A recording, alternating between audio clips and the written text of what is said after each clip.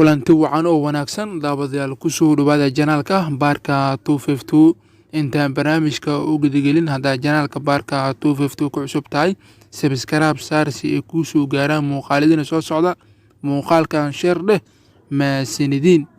shantii kulan u dambeysay ee wada ciyaareen Barcelona vs Levante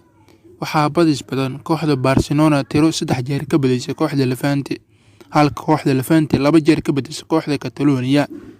lugtii u dambeysay ciyaar dhacday 13 bishanaad 2018 ciyaar ku soo ilaatay 5-4 ee ku badisay kooxda Levante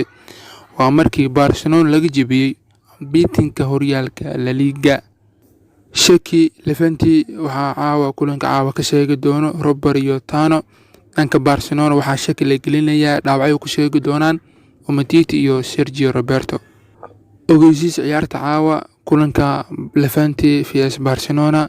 tartanka Horyaalka La Liga Spain saacada ciyaarta 12 maqribnimo xilliga geeska Afrika shaxda macquulka ah laga yaabo inuu ku soo gasho caawa Barcelona goolaya istaagan Semedo Bigi Salama Nanjinad Jordi Alba qadka dhexe Busquets Artur Melo De Jong weerarka Messi Griezmann Suarez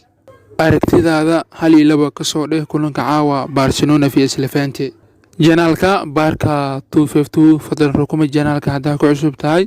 inta muuqaalka xiga isku arki doono sidaas iyo nabadgelyo